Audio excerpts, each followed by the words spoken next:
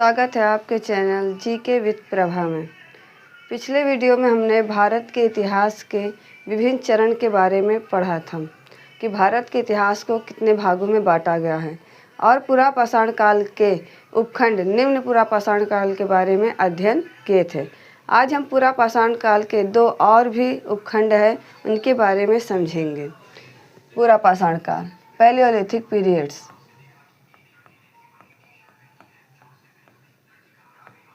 इसके और दो उपखंड हैं, दो पार्ट्स हैं।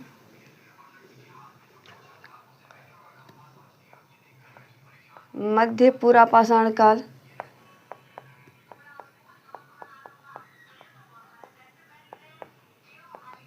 और उत्तर पुरापाषाण काल।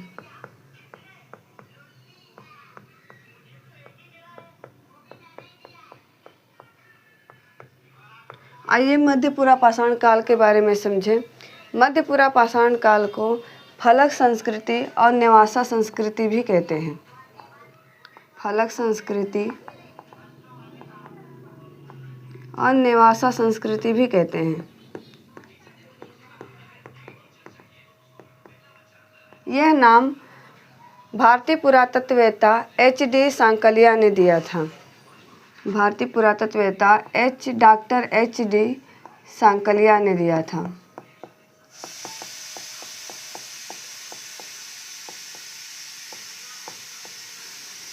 इन्होंने ये मध्य पुरापाषाण काल को ये नाम क्यों दिया, इसके बारे में जानते हैं। मध्य पुरापाषाण काल के अनेक स्थानों से फलक उपकरण प्राप्त होने के कारण H.D. सांकलिया ने इस काल को फलक संस्कृति कहा है। और प्रथम साक्ष्य परतदार औजार नेवासा, महाराष्ट्र के नेवासा से प्राप्त हुआ था, इसलिए इन्होंने मध्य पुरापाषाण काल को नेवासा संस्कृति या नेवासा उद्योग भी कहा है। फलक एक बड़ा पत्थर होता है जिसे ठोक कर छोटे छोटे औजारों में रूपांतरित किया जाता है। उस समय के प्रमुख औजार थे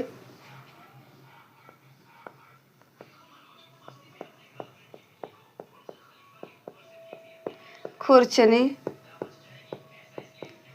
बेधनी,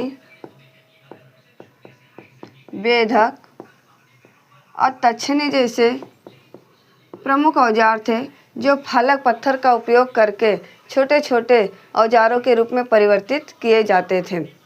फलक से छोटे छोटे औजार बनाने की इस तकनीक को लेवलोइस तकनीक कहते हैं। जो फलक उपकरण से जो औजार बनाए जाते थे उस तकनीक को लेवलोइस तकनीक कहते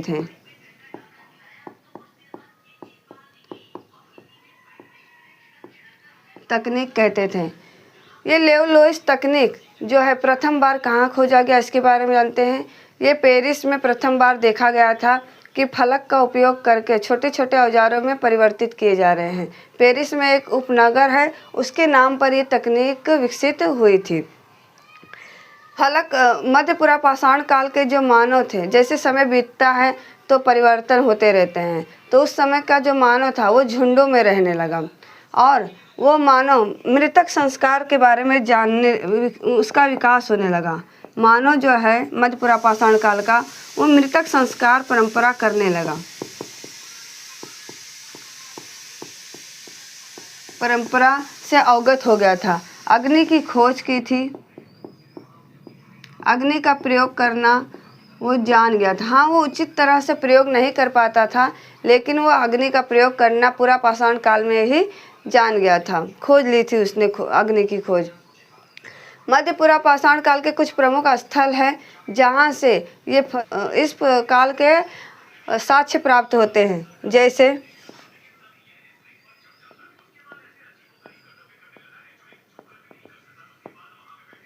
जैसे बेलन घाटी, ये यूपी में है। बेलन घाटी ये यहाँ से निम्न पुरापाषाण काल से लेकर नवपाषाण काल तक का साक्ष्य प्राप्त हुआ था, इसलिए H.D. सांकलिया ने इसे टेक्स्ट बुक नाम दिया था। H.D. सांकलिया ने इसे टेक्स्ट बुक नाम दिया था, टेक्स्ट बुक नाम दिया था। और इसकी खोज बेलन घाटी की जो उत्खनन करता थे वो थे जी.आर. शर्मा। जी.आर. शर्मा। उसके बाद प्रमुख स्थल में नर्मदा घाटी,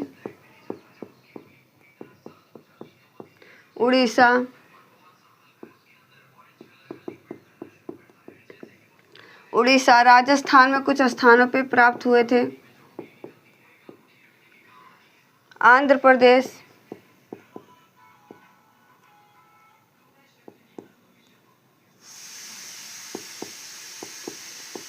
यहाँ से मध्यपुरा पाषाण काल के साक्ष्य प्राप्त हुए हैं।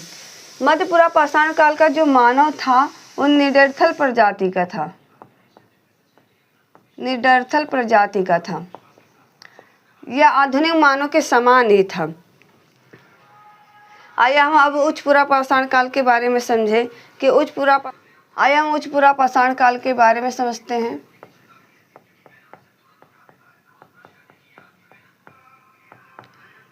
उच्चपुरा पाषाण काल का जो मानव था वो पत्थरों के औजार के साथ साथ जानवरों के हाथियों के दांत, हिरण के सींग और अस्थियों का औजार के रूप में प्रयोग करने लगा था। औजार के प्रमुख औजार जो थे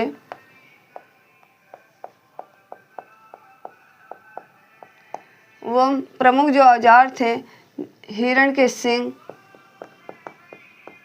हाथी दांत, अस्थियों, इनका उपयोग वो औजारों के रूप में करने लगा।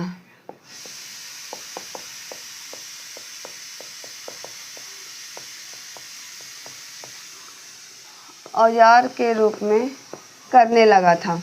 उच्चपुरा पाषाण काल का जो मानव था वो होमो पेसियस मानव था, प्रजाति का था, जो आधुनिक मानव है।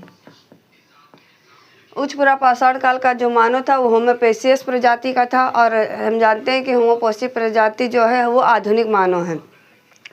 उच्चपुरा पाषाण काल का जो मानव था उसमें कला और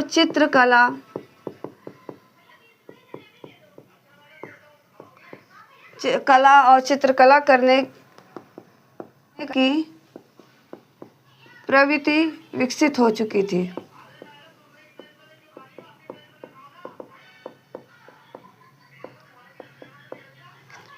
इसके साक्ष्य हमें मध्य प्रदेश के रायसेन जिले के भीमबेटका गुफा से प्राप्त होते हैं, जहाँ से हमें शैलचित्र प्राप्त हुए हैं। इससे हमें पता चलता है कि उस समय का जो मानव था वो कलाकृति करता था, चित्रकला करता था, शैलों पे चित्र करता था।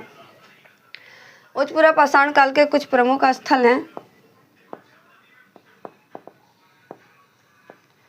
जैसे बेलन घाटी। हमने कहा है कि बेलन घाटी निम्नपुरा पाषाण काल से लेकर नव पाषाण काल तक था। मध्य प्रदेश, भीमबेटका गुफा,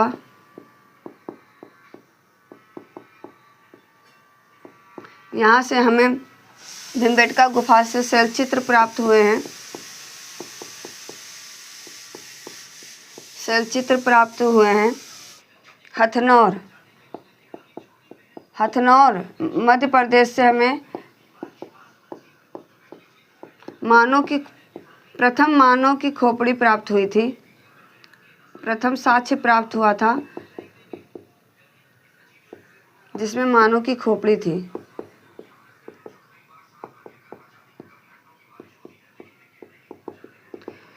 जितने भी महत्वपूर्ण कंटेंट थे, इसमें महत्वपूर्ण बातें थी, हमने बता दी है। और अगर आप हमारे चैनल पर नए हैं तो प्लीज़ सब्सक्राइब करिएगा, लाइक करिएगा और आगे की वीडियो देखिएगा। जो आप किसी भी एग्ज़ाम दे रहे हैं तो आपके लिए बहुत ही यूज़फुल हो।